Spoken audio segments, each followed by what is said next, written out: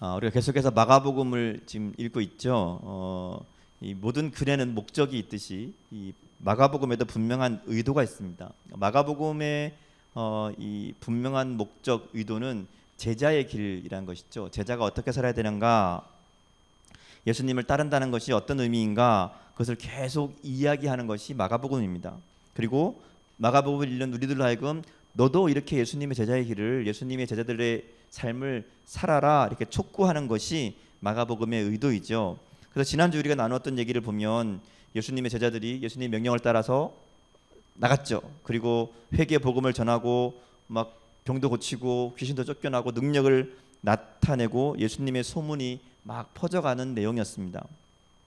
그 와중에 세례 요한의 얘기가 있었죠. 세례 요한의 죽음에 대한 얘기가 있었고, 그래서 제자의 삶이라는 것은 그렇게 죽음까지도 사명을 따르는 삶이 되어야 된다 얘기했습니다. 아니, 하나님은 그렇게 하나님을 위해서 고난당하는 그 제자들의 삶을 통해 하나님의 역사를 이루어 가신다는 것을 우리가 꼭 기억해야 한다는 것이죠. 오늘 말씀은 거기에 이제 이어지는 말씀입니다.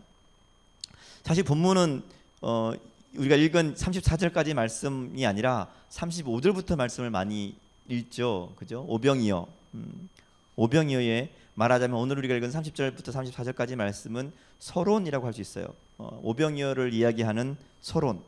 근데 상당히 이 서론치고는 꽤 깁니다. 예를 들어서 뭐 물고기 2마리, 보리떡 5개로 기적을 행하셨다 그러면 그냥 예수님께서 어느 날 뭐 이렇게 하면 되는데, 오늘 본문을 보면 이 30절부터 34절까지 긴 본문을 통해서 그 이야기의 앞부분, 말하자면 그 오병이어의 기적이 일어나게 된 배경에 대해서 쭉 설명하고 있다는 거죠.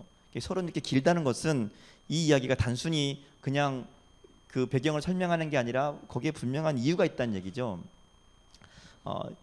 다시 말하면 오병이어라는 우리가 알고 있는 기적의 이야기가 단순히 기적의 이야기로 끝나진 않는다는 겁니다. 본문을 통해서 한번 잘 우리가 그 의미를 좀 살펴봤으면 좋겠습니다. 본문을 시작하면서 첫 번째 시작한 사도들이라는 말을 시작하죠. 30절에 보면 우리 굉장히 주의해 볼 필요가 있습니다. 왜냐하면 이 사도라는 말이 마가복음에서 딱 한 번 쓰이는데 오늘 이 자리에 쓰입니다. 이 굉장히 의도적인 단어라고 볼 수 있어요. 왜냐하면 여러분 아시겠지만 마가복음을 쭉 보면 이 제자들에 대해서 굉장히 못마땅해 합니다. 마가복음에 나오는 제자들은 항상 실수투성이고 문제가 있고 예수님 말씀을 잘 못 알아듣고 예수님이 시키는 대로 잘 안 하고 막 이런, 말하자면 좀 마음에 안 드는 제자들의 모습을 많이 기록합니다. 이 마가복음을 쓰는 마가의 시선이 굉장히 제자들에 대해서 부정적이에요. 실수 많고 잘못하고 좀 이렇게 말하자면 예수님의 뜻을 잘 이해하지 못하고. 그런데 갑자기 이 오늘 본문에서 사도들이라고 부른 것에 대해서는 우리가 굉장히 주의할 필요가 있다는 거죠. 왜냐하면 이 사도라는 말은 굉장히 긍정적인, 말하자면 어떤 권위를 나타내는 그런 말입니다. 사실 이 사도라는 말은 예수님 당시에는 쓰이는 말이 아니고요.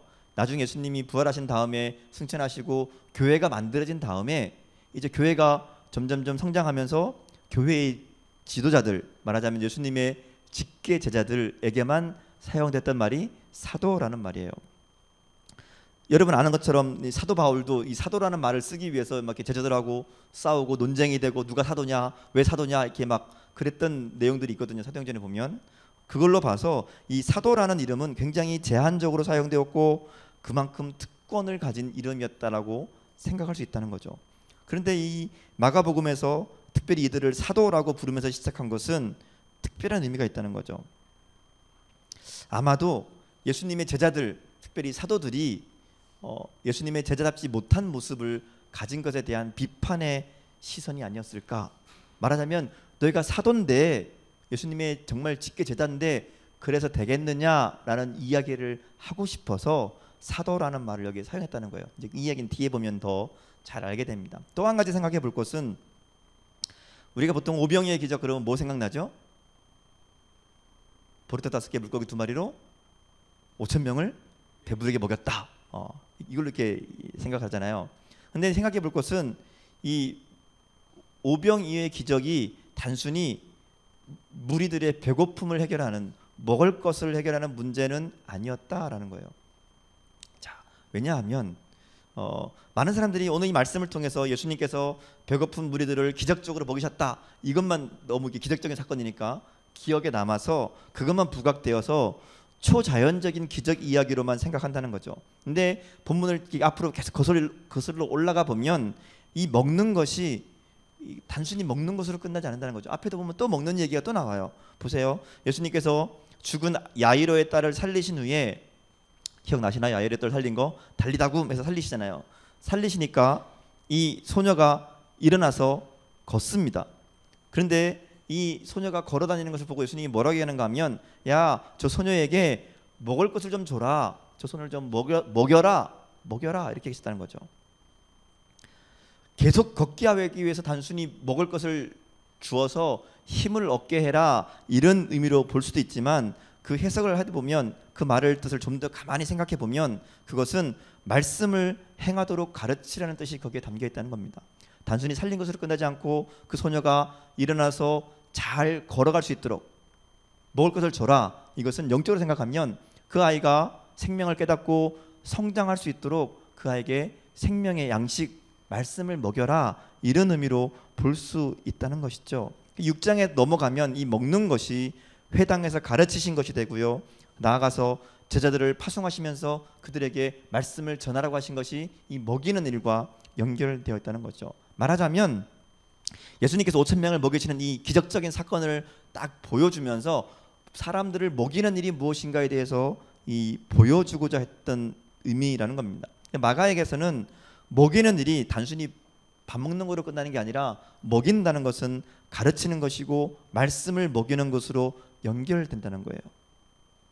그래서 오늘 말씀해 보면 34절에도 보면 예수님께서 무리들을 보시고 목자 없는 양 같음을 인하여 불쌍히 여기사 그들에게 여러 가지로 가르치셨다, 이렇게 얘기했다는 거예요. 가르치셨다. 그러면서 이 가르치심이 뭐냐, 그것을 쉽게 설명하려고 오병이의 기적이 뒤에 따라온다는 거죠.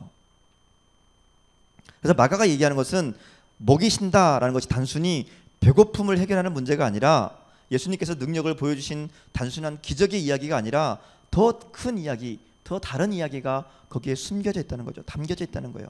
자, 35절로 더 벗으면서 오늘 우리가 읽지는 않았지만 이제 뒤에 이어지면 그 마가가 이 이야기의 설명을 좀 다르게 설정합니다. 무대는 광야로, 그대로 광야죠. 광야에 사람들이 모여 있었어요. 근데 뭐가 달라졌는가 하면 시간이 달라져요. 날이 저물고 오랜 시간이 지난 것처럼 이제 이 상황을 바꿉니다. 그리고 사도라고 불렀던 제자들을 다시 제자로 부르죠. 이런 의미라는 거죠. 지금 교회에서 사도라고 부르는 그 제자들이 옛날에 어땠는지 아느냐? 옛날에 이 제자들이 이런 일이 있었다라는 이야기를 하려고 그러는 거예요. 여기 우리말 성경에 나와 있지 않지만, 그래서 이 헬라 성경을 보면 시제가 현재형으로 되어 있습니다. 그러니까 이 과거의 얘기가 아니라 지금 똑같다는 얘기예요. 제자들이 똑같이 그런 어려운 문제들이 있다. 말하자면 예수님의 제자들, 우리가 지금 사도라고 얘기하는 그 사람들이 사실 옛날에는 이랬었다, 과거에 이렇게 고작 이런 인물들이었다라고 이야기하고 싶은 거예요. 그리고 지금도 마찬가지로 그렇다. 왜 이렇게 마가복음이 사도들에 대해서, 제자들에 대해서 비판적으로 바라봤을까? 그 얘기는 조금 있으면 이제 나올 거예요. 자, 아무튼 그런 의도를 가지고 이 말씀을 하고 있다는 거예요. 이 말씀을 우리가 보면서 어떤 생각을 해야 되는가 하면, 그러면 나는 지금 예수님을 따르고 있는 예수님의 제자라고 하면서 나는 과연 예수님을 잘 따르고 있는 것이 맞는가? 예수님의 제자라면 어떻게 살아가는 것이 마땅한 삶의 모습인가? 이것을 말씀을 통해서 좀 우리가 생각해 볼 수 있어야 된다는 것이죠. 자, 아무튼 제자들이 이제 예수님께서 여기는 광야고 날도 저물었는데 이 많은 사람들을 어떻게 먹이면 좋겠는가라고 이제 이야기가 나오기 시작하죠. 36절부터 보면 두 가지 방안이 나오죠. 제자들이 한 얘기가 있고 예수님이 한 얘기가 있어요. 제자들은 뭐라 그러죠? 제자들 어떻게 얘기해요? 이 상황에서 어떻게 하자 그러죠? 성경을 보십시오. 36절에 보면 뭐라 그래요? 어떻게 하라 그래요? 이 사람들이 너무 많으니까 우리 해결할 수 없으니까 다 마을로 가서 자기들이 먹을 거 사 먹게 합시다, 이렇게 이야기한다는 거죠. 자, 예수님은 그럼 뭐라 그러죠? 37절에 보면 예수님은 그럼 뭐라고 대답하세요? 너희가 먹을 것을 주라. 자, 같은 상황인데 이제 이 해결 방법이 달라요. 제자들은 우리는 어떻게 할 수 없으니까 이 사람들 다 돌려보내서 다 마을로 가게 해서 알아서 각자 사 먹게 합시다 라는 게 제자들의 해결책이었고, 예수님은 니네가 먹을 거 줘라, 이게 예수님의 해결책이었다는 거죠. 어떤 게 더 맞는 것 같아요?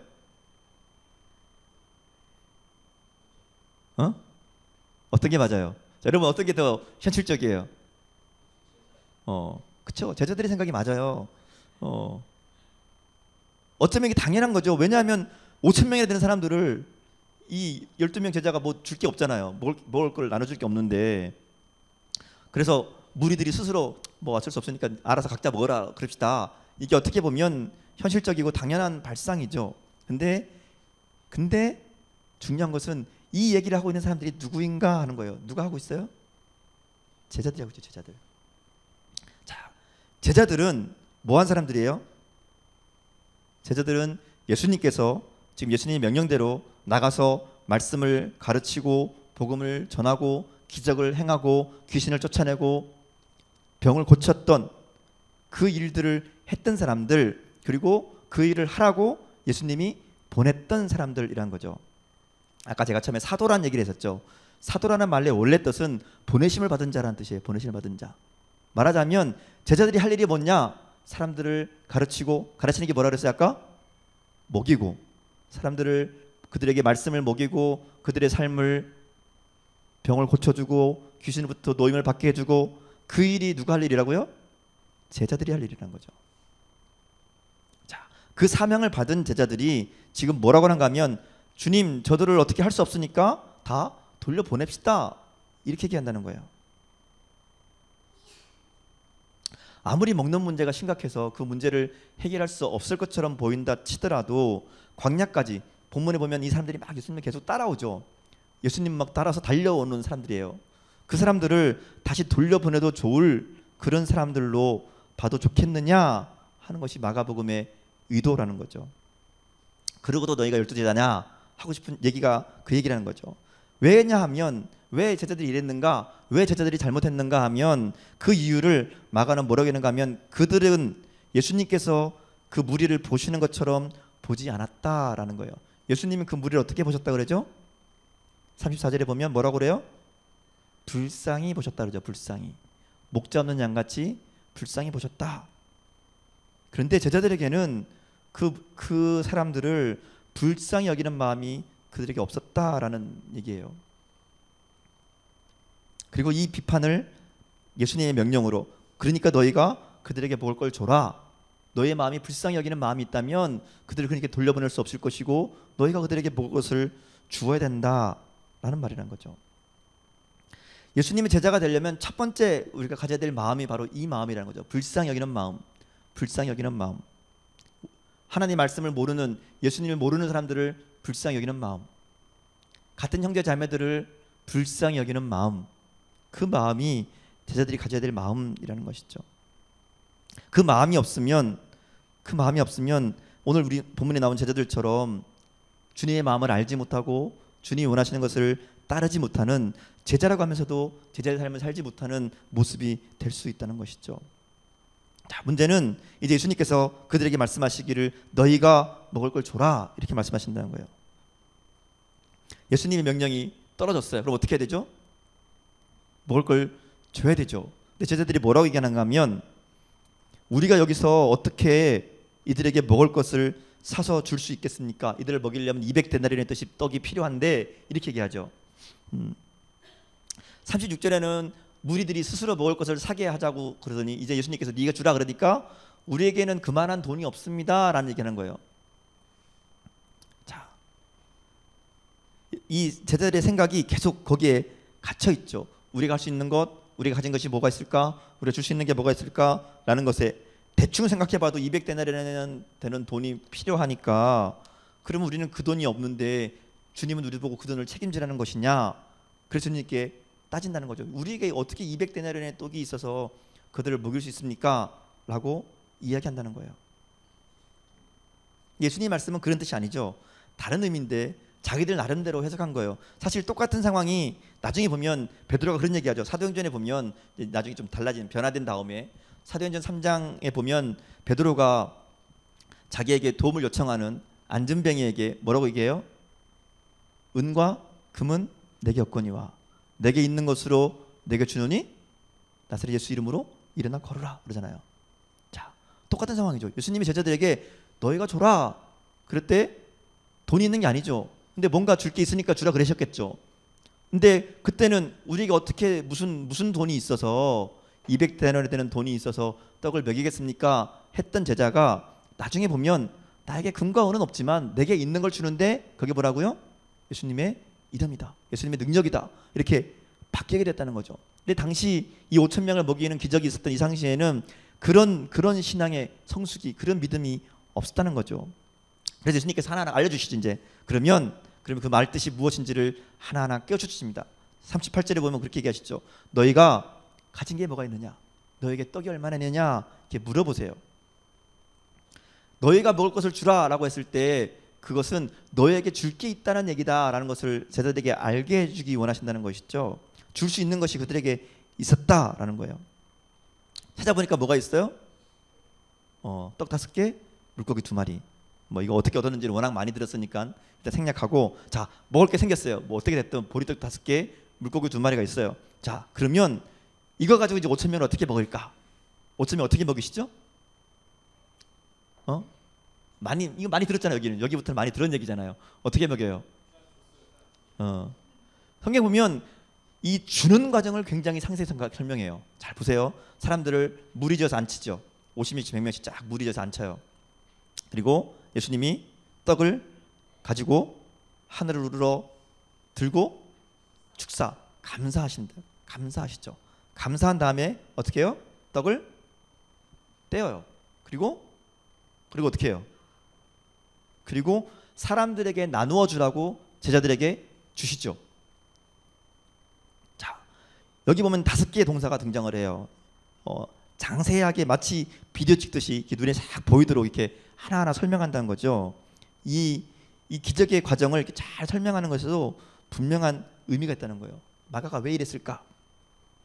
마가에게 있어서 신앙이라는 것은 예수님을 따르는 거예요.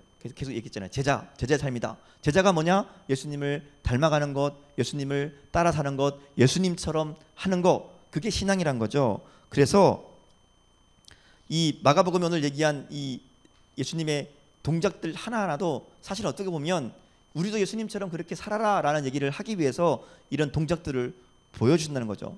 자, 첫 번째 나오는 받았다, 그리고 주셨다, 이렇게 얘기하죠. 받아서 하늘을 우러서 감사했다. 자, 하늘을 우러러 보았다라는 것은 무슨 의미일까요? 그 떡이 어디서 왔다? 하늘로부터 왔다. 그런 의미예요. 그리고 감사하죠. 감사한 것은 하나님께서 주셔서 받았다라는 그 은혜에 대한 감사라는 것이죠. 그래서 자기 손에 있는 것, 나에게 있는 것이 하나님이 주신 것으로, 하나님께 받은 것으로 알고 감사하는 것, 이것이 가장 기본적인 제자의 삶이어야 된다는 것이죠.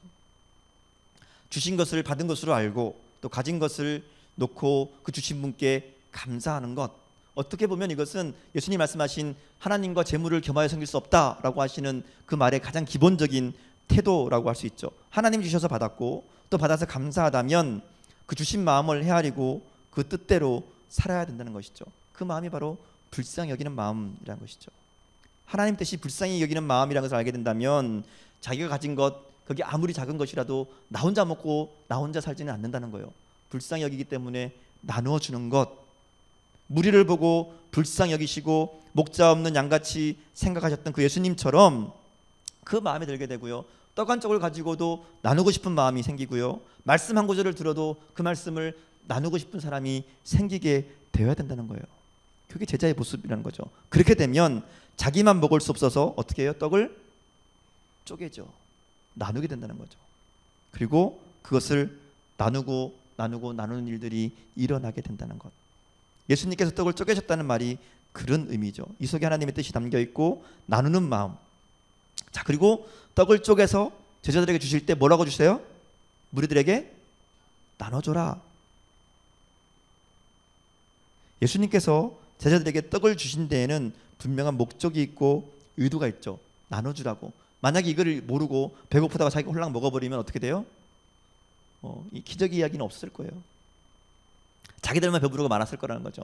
그런데 그곳에서 이 제자들이 받은 떡을 사람들에게 나누어주기 시작할 때 5천 명이 다 먹게 되는 기적이 일어났다는 거죠. 자, 결론적으로 뭐라고 얘기하냐면 모두가 먹고 만족했다 이렇게 얘기해요. 만족했다. 단순히 배가 불렀다라는 걸 끝나는 게 아니라 만족했다. 어쩌면 이 감사한 마음, 나누는 은혜를 나누는 그 마음들로 인해서 모두가 풍족하게 누리게 되었다는 것이죠. 그래서 마가복음은 43절에 보면 이것을 가득 찼다라는 말로 표현해요. 12광주리 조각들을 가득 거뒀다, 충만했다라는 의미라는 것이죠. 자, 하나 더 생각해 볼 것은, 그러면 모두가 배불리 먹었다라고 하면 끝날 것을 모두가 배불리 먹고 만족하고 그리고 12광주리가 남았다라고 얘기했어요. 이 12광주리 왜 나왔을까요? 남아서 버렸다 뭐 이런 얘기 하려고 그럴까요?